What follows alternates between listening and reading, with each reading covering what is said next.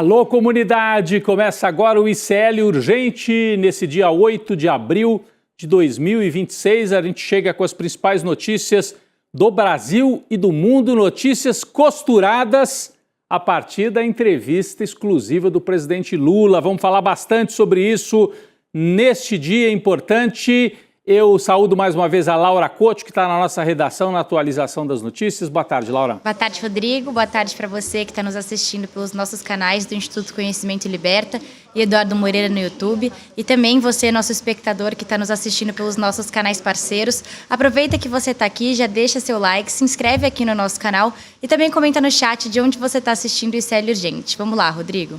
Vamos lá, Laura. Boa tarde para você que mora nesse país em que o presidente da República apresenta as armas e a pauta para enfrentar a extrema-direita nesta que deve ser uma eleição disputadíssima. Esse é o nosso tema central, o destaque principal do ICL Urgente. O presidente Lula deu uma entrevista exclusiva para o ICL Notícias Primeira Edição, hoje de manhã, a entrevista que está repercutindo no Brasil inteiro desde cedo. Lula foi entrevistado, a gente vê aí nas imagens, por Leandro Demore e Eduardo Moreira, e comentou sobre assuntos sensíveis e assuntos importantes para o governo e também já avançando um pouco na pauta para a disputa eleitoral. Entre os destaques, eu vou citar aqui alguns e a gente vai retomar esses temas ao longo do programa. O presidente Lula falou sobre a relação com Donald Trump, claro, num momento tão sensível para o planeta, sobre as bets. Já vou adiantar aqui, Lula disse que por ele acabava com as bets no Brasil. Acabava. O caso Master e a relação com o Supremo Tribunal Federal, fala incisiva também do presidente Lula. O fim da escala 6x1, ele vai mandar mesmo o projeto para o Congresso Nacional, para melhorar a vida do trabalhador brasileiro.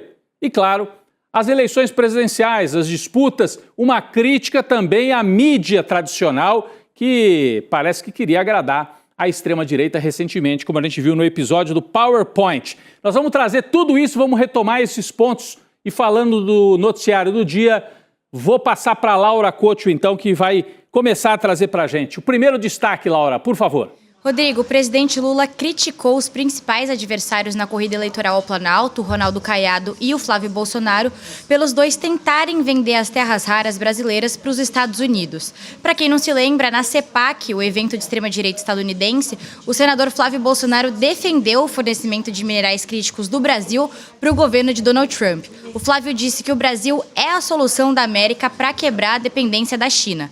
Já no caso do Caiado, o Lula afirmou que o acordo fechado pelo ex-governador de Goiás com os Estados Unidos é uma vergonha. O contrato garantiu o acesso norte-americano às terras raras produzidas pela mineradora Serra Verde, que fica no norte de Goiás. O acordo está ligado a um financiamento de 565 milhões de dólares. Vamos assistir a esse momento da entrevista do Lula aqui no ICL.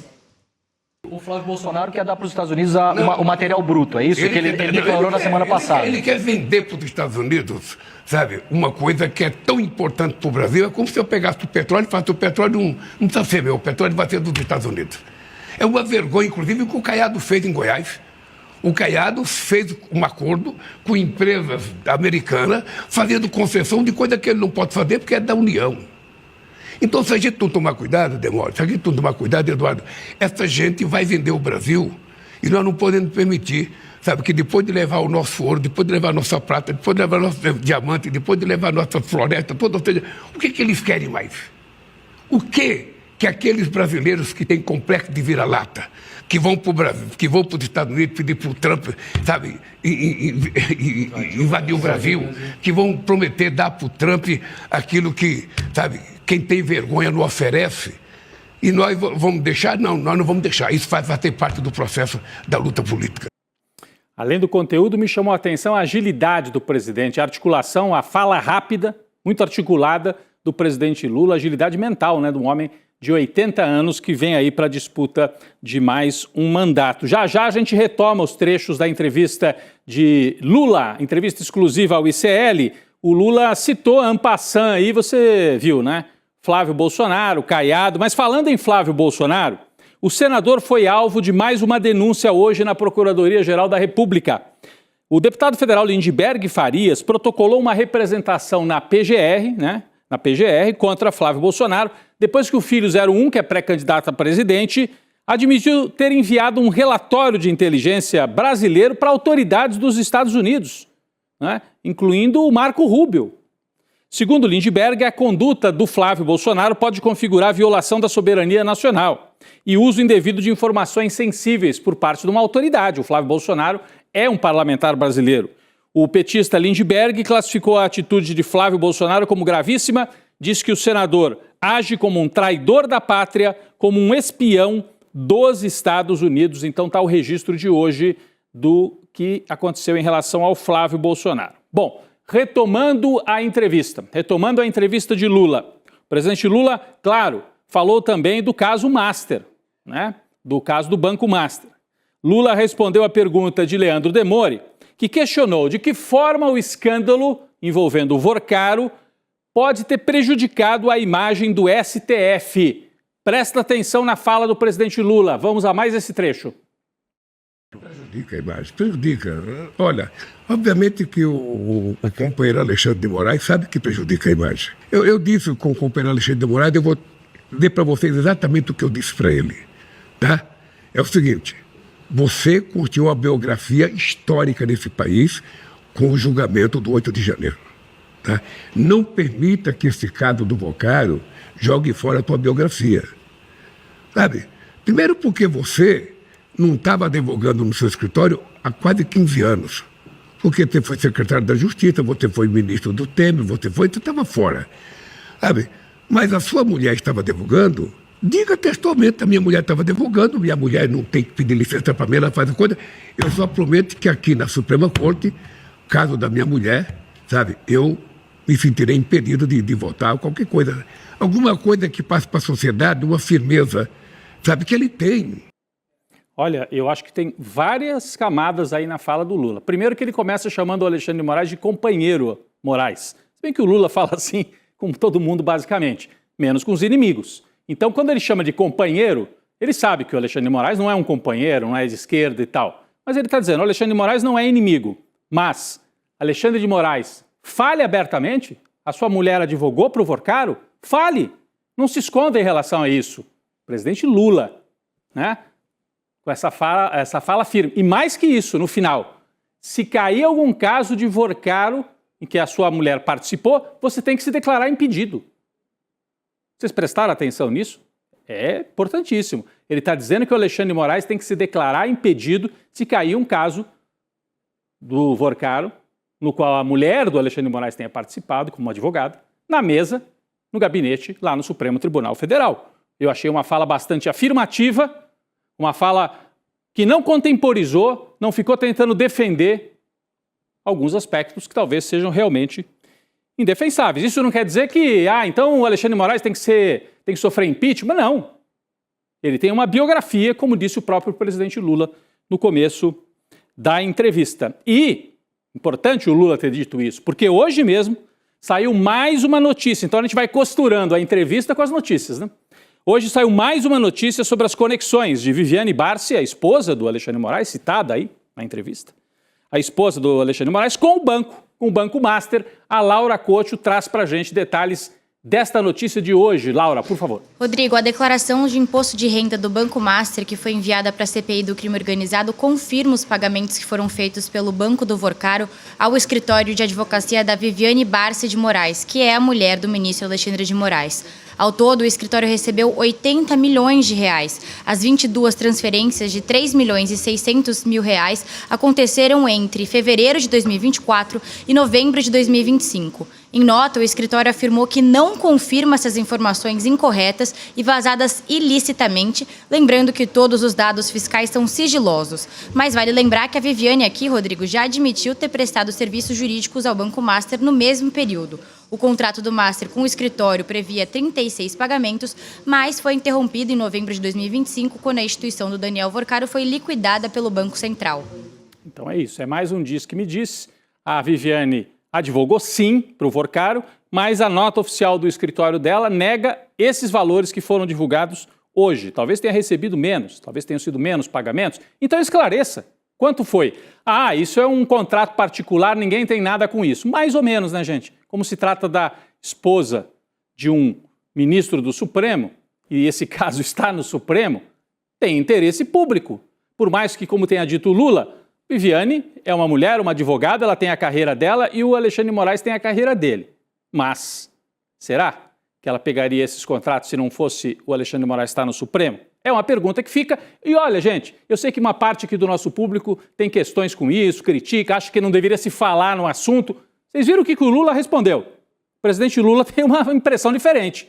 Toca sim no assunto, fala no assunto com firmeza, sem também querer dizer que o Alexandre de Moraes tem que sofrer impeachment. Não é isso, mas tem que dar explicações. Muito bem. Bom, ainda no Banco Master, o presidente Lula, durante a entrevista a Leandro Demore e Eduardo Moreira, entrevista aqui no ICL Notícias, primeira edição, comentou sobre o episódio do PowerPoint mentiroso da Globo News, que ligava o escândalo financeiro ao próprio presidente e ao PT. Eu não vou dar mais detalhes, porque todo mundo já conhece, sabe desse fato, aqui a nossa comunidade conhece bem. Lula diz que ficou indignado com a situação, que ele classificou de antijornalismo. Vamos assistir essa fala bastante enfática também do presidente na entrevista de hoje ao ICL. Vamos lá. Eu, sinceramente, essa semana passada fiquei indignado com aquele PowerPoint que a Globo News fez. Fiquei indignado. Ou seja, aquilo é o antijornalismo. E aconteceu o que previa, joga a culpa num coitado. Pega qual é o mais coitado. Qual é o mais coitado? Ele que fez. Sabe? Eu tive uma conversa muito séria para perguntar para o cara que conexão do Lula com o Banco Master. Se colocar a minha cara com conexão. Mais perto. Mais perto de todos. Eu sou o presidente da República. Lembrando que o Master doou dinheiro para a campanha do Bolsonaro. Um cidadão pediu conversa comigo, atendo muita gente aqui. E eu disse para ele textualmente o seguinte: olha, você está sendo acusado, você está dizendo que é inocente. Eu só posso te garantir o seguinte: a apuração será 100% técnica. Não haverá política nesse meio. Sabe? E é assim que está acontecendo. Sabe? Aí coloca uma bandeira do PT. Sabe o que eu lembrei? Eu lembrei do sequestro do Abílio Diniz em 89, você está lembrado? Os santinhos do PT, colocaram né? uma camisa do PT, do Abílio Diniz. E tinha os santinhos também, né? Do PT que espalharam lá para fazer de conta que o sequestro tinha a ver com a campanha. Isso. Então eu falei, depois de tantos anos continua. É muito bem lembrado pelo Lula. Lembra demais aquele episódio, os mais novos não vão se recordar, mas na véspera da eleição de 89, Abílio Diniz estava sequestrado, é libertado, e aí a polícia de São Paulo arma um circo e dá um jeito de colocar uma camisa do PT misturada com os sequestradores. O sequestro não tinha nada a ver com o PT, mas foi uma maneira de tentar atrapalhar o Lula naquele momento na eleição. Ele chama de antijornalismo e faz a crítica e o enfrentamento necessário a esse tipo de manipulação mesmo. O nome é esse. E a Globo já fez várias vezes, por isso que é grave. Fez em 89, fez na edição do debate Lula contra Collor também em 89, fez em 2006 ao esconder a queda de um avião na véspera do primeiro turno, para poder dar destaque a uma montanha de dinheiro e associar o Lula. Fez em 2010, no episódio da bolinha de papel, enfim. Esse PowerPoint é mais um capítulo na história da Globo de tentar manipular as eleições. Lula também falou sobre as bets, e aí é interesse geral da sociedade. A Laura Couto vai trazer para a gente essa parte, uma fala importante que afeta, né, Laura, famílias, inclusive de baixa renda, que estão comprometendo o seu orçamento, estão endividadas por causa das bets. Isso está gerando um problema econômico e social e psicológico. Importante o Lula ter falado sobre isso, e é um tema que o ICL levanta muito desde sempre. Laura. Sim, Rodrigo, nessa mesma entrevista exclusiva ao ICL Notícias, o presidente Lula classificou as bets como jogatina desenfreada no país e disse que, se depender dele, as casas de aposta vão parar de funcionar no Brasil.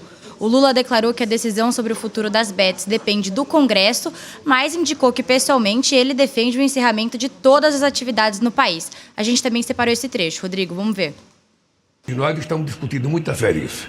Eu quero dizer para você, alto e bom, estou olhando para a Câmara ali. O Stuka colocou ali, Câmara Principal, então estou aqui vendo a Câmara Principal. Eu quero dizer o seguinte: se depender de mim, presta atenção, se depender de mim, a gente fecha as bets. se depender de mim. Obviamente que depende do Congresso Nacional, depende de uma discussão. Ontem eu fiz uma reunião muito longa aqui. Sócio de Bet, presidente, eles não Eu vão sei, votar. eu sei. A gente está olhando para o Congresso daqui dessa sala, presidente. Eu sei que eles financiam, eu sei quem tem. Voa em jatinho, Eu só não posso, eu poderia até citar nomes, eu não posso citar nomes, porque eu não sou juiz e não sou policial, eu não posso ter nome. Mas todo mundo sabe quem são os deputados que estão envolvidos nisso, quem são os partidos que estão envolvidos nisso, quem são os senadores, todo mundo sabe. Então é o seguinte, não é possível a gente continuar com essa jogatina desenfreada nesse país. Não é possível continuar com a jogatina desenfreada e não é uma questão moral, repito. É também, mas é uma questão econômica, de saúde pública, saúde mental e de endividamento. Leva as pessoas para o buraco e as famílias vão junto, muitas vezes. É muito grave, eu gostei do Lula, esse domínio que ele demonstra aí em relação às câmeras. Por isso que eu falo, um presidente, 80 anos de idade, uma agilidade mental incrível. Não é só o conteúdo em si, mas a maneira de falar.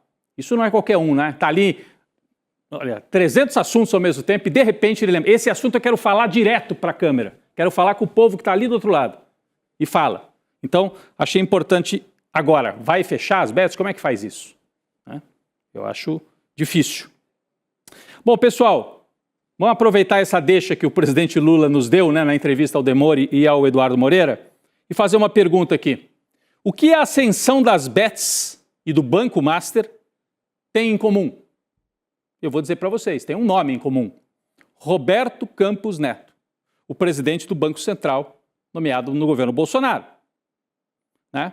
As bets avançaram muito nesse período, o Banco Master também. Tem gente que até pensa diferente, até surpreendente, hein, o que eu vou trazer agora. O atual presidente do BC, que entrou no lugar do Campos Neto, Gabriel Galípolo, indicado pelo Lula, compareceu hoje à CPI do crime organizado e disse que os processos de auditoria e sindicância interna do órgão até agora não encontraram culpa direta de Campos Neto no caso do Master. Então, é uma fala assim, até protocolar, institucional, o Galípolo não querendo jogar na fogueira o presidente anterior do Banco Central. Mas tem que ser investigado. Vale lembrar que Galípolo escolheu ir até a CPI, prestar os esclarecimentos, enquanto o Campos Neto se escondeu debaixo da mesa, pediu para não ir, conseguiu uma decisão no Supremo para não ir à CPI. Vamos ver o que disse o Galípolo, então, nesta fala à Comissão Parlamentar de Inquérito. Vamos lá. E aí, o que aconteceu lá do ponto de vista da aprovação, eu consigo relatar o que está nos autos ali, né? O que está nos autos foi exatamente isso. Ele apresenta em 2019, em fevereiro de 2019 é rejeitado pela origem e depois em outubro de 2019 ele é aprovado. Não há em nenhum processo de auditoria ou de sindicância nada que encontre qualquer culpa por parte do ex-presidente Roberto Campos. Então você veja, ninguém pode acusar o Lula ou a turma do Lula de usar a máquina pública para perseguir pessoas. Você se lembra que o Bolsonaro disse que ia mexer na Polícia Federal porque tinha uma investigação batendo na família dele? Agora você tem um caso em que poderia chegar no Campos Neto, e pode chegar no Campos Neto. Mas o Galípolo, o atual presidente, nomeado pelo Lula, a primeira coisa que ele diz é honestidade intelectual. Os nossos levantamentos até agora não mostraram culpa direta do Campos Neto. O que há, aí sou eu falando, é uma tremenda de uma incompetência para dizer o mínimo. Ele tinha 2 diretores debaixo das asas dele comprometidos com o Master, que passavam informação. Estão usando o tornozeleiro eletrônico, os 2 diretores do BC que trabalhavam com o Campos Neto. E ele não sabia de nada? Não desconfiou de nada? Estranho. De qualquer maneira, está aí a fala do Galípolo, que também comentou sobre outras figuras ligadas ao escândalo do Master. E aí eu chamo a Laura para completar essa informação para a gente. Laura. Nesse mesmo depoimento da CPI do crime organizado, Gabriel Galípolo afirmou que não conversou com os ministros do Supremo sobre o caso do Banco Master. Ele ainda afirmou que nunca falou por telefone com Alexandre de Moraes e que as reuniões com os ministros do Supremo sempre foram presenciais e trataram sobre a sanção dos Estados Unidos com aquela lei Magnitsky. O Galípolo também deu detalhes da reunião entre ele, o Lula e o Daniel Vorcaro, o dono do Master, como a gente sabe. Nessa ocasião, o Lula teria orientado que a atuação do Banco Central no Banco Master fosse estritamente técnica, ou seja, sem qualquer interesse político ou pessoal em jogo. Por fim, o Galípolo também disse na reunião que o Vorcaro falou para o Lula que era perseguido pelo mercado financeiro. Rodrigo. É isso. Inclusive o Lula comentou agora há pouco, você viu nesse trecho anterior que nós mostramos, na entrevista exclusiva, né, lá em Brasília, ao Leandro Demori e ao Eduardo Moreira, entrevista exclusiva ao ICL, que está repercutindo em todos os sites de notícia. O Lula falou desse encontro, que o Vorcaro foi lá, marcou uma reunião com o Lula, na presença de outras pessoas, e o Lula disse: Vorcaro, o que eu te prometo é que não vai ter política aqui. O que tiver que ser investigado, vai ser investigado. Se tiver coisa incorreta, você vai ter que responder. Foi essa a fala do Lula, uma fala institucional. E ele não tem problema em comentar o assunto, falou diretamente ali na mesa com o Demori e com o Eduardo Moreira. E o Galípolo adotou um tom parecido. É claro que o presidente Lula, nessa entrevista de hoje, não poderia deixar de falar sobre o cenário internacional, né? Ontem o mundo viveu momentos de muita tensão com aquela ameaça truculenta, né, absurda do Trump de exterminar uma civilização. Era a frase dele. No final voltou atrás, a gente já vai tocar nesse assunto. Mas na entrevista, o presidente Lula comentou uma possível intervenção de Donald Trump nas eleições brasileiras. Né? Se ele intervém lá, se ele diz que vai destruir o Irã, intervir na eleição brasileira é nada perto disso, né? Lula disse que não se pode duvidar de nada em relação ao Trump, mas que o sistema eleitoral do Brasil não pode ser criticado por nenhum país do mundo. Vamos assistir esse trecho também. Eu, pelo que eu tenho visto do Trump nesses anos, nada com ele é impossível. O dado concreto é que não tem nenhum país do mundo, eu vou repetir, não tem nenhum país do mundo que tem o direito de levantar qualquer suspeita sobre o processo eleitoral brasileiro. E vou te dizer uma coisa, Demori. A minha eleição, eu vou dar um exemplo, eu fui, desde que tem eleição para presidente da República, ou eu fui o primeiro ou eu fui o segundo. Quando eu não fui candidato, a Dilma foi 2 vezes. Quando eu não fui, o Haddad foi o segundo outra vez. Ou seja, numa demonstração que se fosse possível roubar com a urna eletrônica, o Lula não seria 3 vezes presidente da República desse país. Não seria. Então, ninguém, nem Trump, nem Macron, nem Xi Jinping, ninguém nesse mundo tem o direito de colocar sob suspeito o processo eleitoral brasileiro, sabe, pelo comportamento da nossa justiça eleitoral e pela seriedade das urnas. Mas se ele fizer, presidente? Se ele fizer, nós vamos dizer que ele está mentindo, que não é verdade. Sabe, se ele fizer, ele vai ter um enfrentamento político desnecessário. É muito firme. Eu gostei do tom adotado pelo Lula o tempo todo nessa entrevista, né? 1h30, acho que até um pouco mais, de conversa, de entrevista para o Leandro Demori e para o Eduardo Moreira. Vamos ver como é que o Lula definiu o Donald Trump, porque primeiro ele dá essa resposta que você acabou de assistir. Nada com o Trump é impossível. Agora, se ele vier para cima das urnas, nós vamos fazer um enfrentamento político. E vai ser um enfrentamento desnecessário para ele, porque ele não tem o que dizer das urnas brasileiras. Aliás, os Estados Unidos tem um sistema eleitoral bastante confuso e precisava aprender um pouquinho como é que organiza a eleição. Mas o Lula classificou o Donald Trump da seguinte maneira. Vamos assistir o trecho em que ele fala diretamente sobre a personalidade, a maneira de agir de Donald Trump. Vamos lá. Um país do tamanho do Brasil não pode ficar desprovido de segurança. Qualquer dia alguém resolve invadir a gente. Nós temos um cidadão no mundo que acha que é imperador. Que ele todo dia passa um Twitter, todo dia decide uma coisa, todo dia faz uma coisa, e o Brasil não pode ficar vulnerável. O Brasil não pode ficar vulnerável a um sujeito que acha que é imperador. Não acha apenas, ele age como imperador. Um imperador que vai na capital de um outro país da América Latina e sequestra o presidente. Você pode não concordar, não gostar do Maduro, ou pode gostar.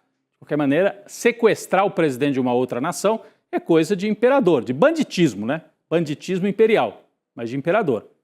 E agora agindo de novo como imperador com o Irã, está enfrentando mais resistência. E com Cuba, ameaçando invadir Cuba e ameaçando intervir no Brasil. É imperador, né? Tem certeza que é.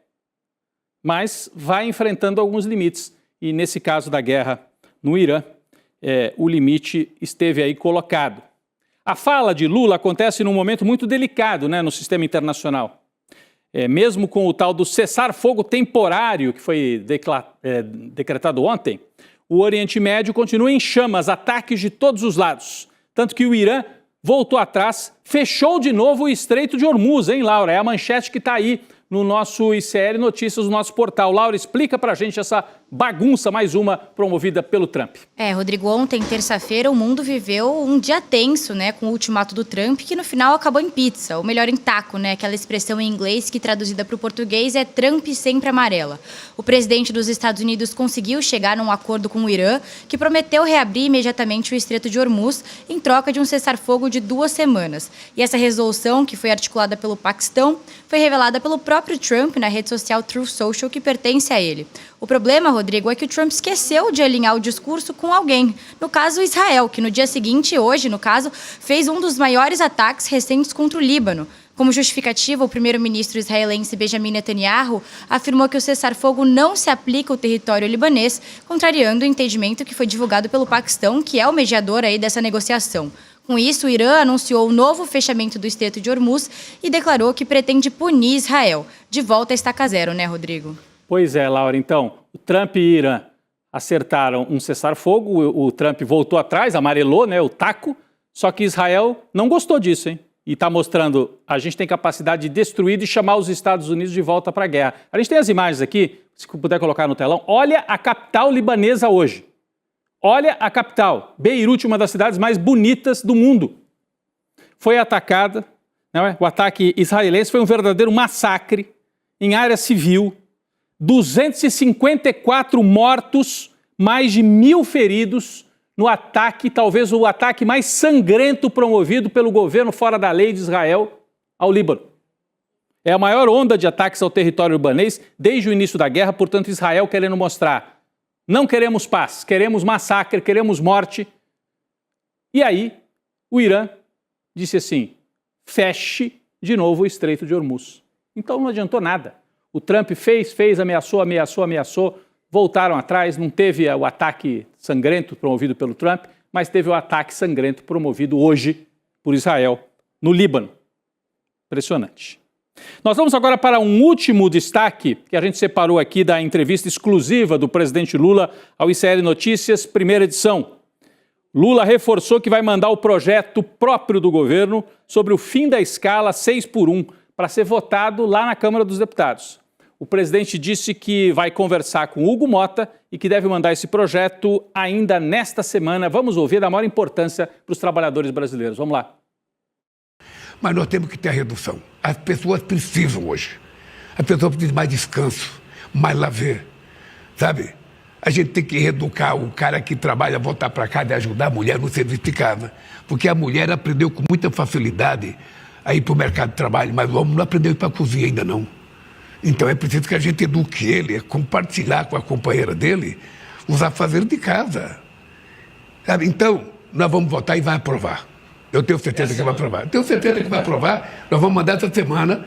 Sabe, ainda vou conversar com o companheiro Hugo Mota essa semana. O trabalhador precisa ficar com medo que o salário dele vai reduzir, porque esse é o grande terrorismo que se faz, né, presidente? Vai trabalhar menos, vai ganhar menos salário. Isso no projeto vai estar claro que o salário não reduz. A ideia é a redução da jornada sem redução do salário. Salarial. O que significa um pequeno aumento de ganho de produtividade. Porque o terrorismo feito em relação a isso, né, presidente? É ganho de produtividade.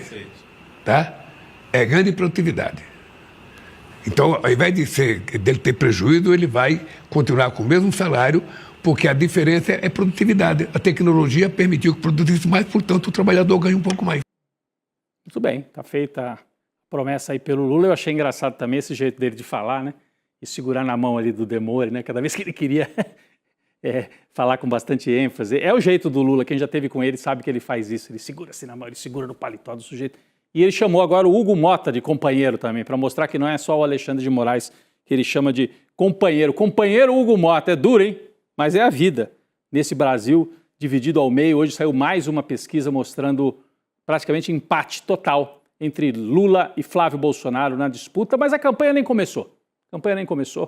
Aqui foi um aperitivo, parabéns para o ICL, parabéns para a equipe do ICL, equipe técnica também que montou esse set, né, porque você monta uma espécie de um estúdio lá no Palácio para entrevistar o presidente. Parabéns à equipe técnica, ao Edu Moreira, ao Leandro Demore e a toda a nossa equipe aqui da redação que faz os recortes e trabalha firme aqui para esse conteúdo seguir adiante. Muito importante essa entrevista do presidente exclusiva ao ICL.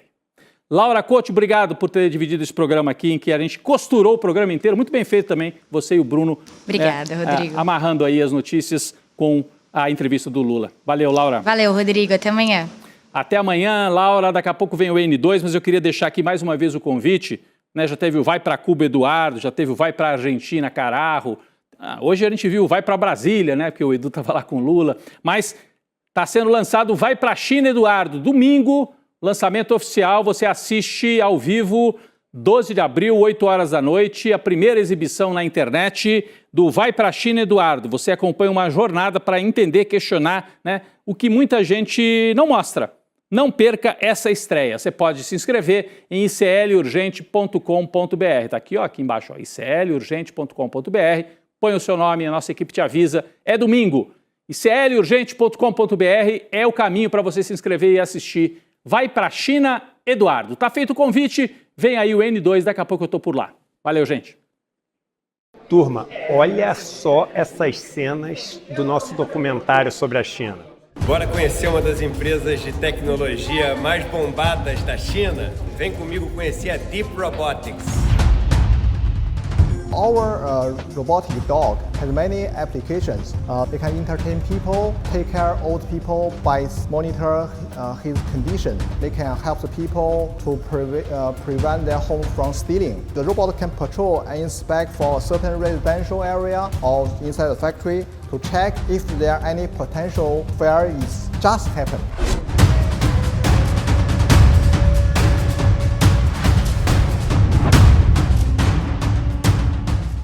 Na revista Liberta dessa semana, Ricardo Mello expõe o discurso de Flávio Bolsonaro nos Estados Unidos, onde o senador oferece os minerais estratégicos do Brasil a serviço dos americanos, revelando um projeto de subordinação nacional disfarçado de patriotismo. Leia também, Luiz Costa Pinto traça um paralelo perturbador entre os horrores de Auschwitz e os ataques de Trump e Netanyahu ao Irã e ao Líbano. Ainda artigos de Nina Lemos, Jamil Chadi e muito mais. Revista Liberta. Independência em cada palavra. O ICL está em todo lugar. Na palma da sua mão, na TV da sua casa e até nos seus ouvidos. Para ir além da manchete e mergulhar com apuração e contexto de verdade, acesse iclnoticias.com.br. Siga o ICL, compartilha e vem com a gente. Informação para quem pensa.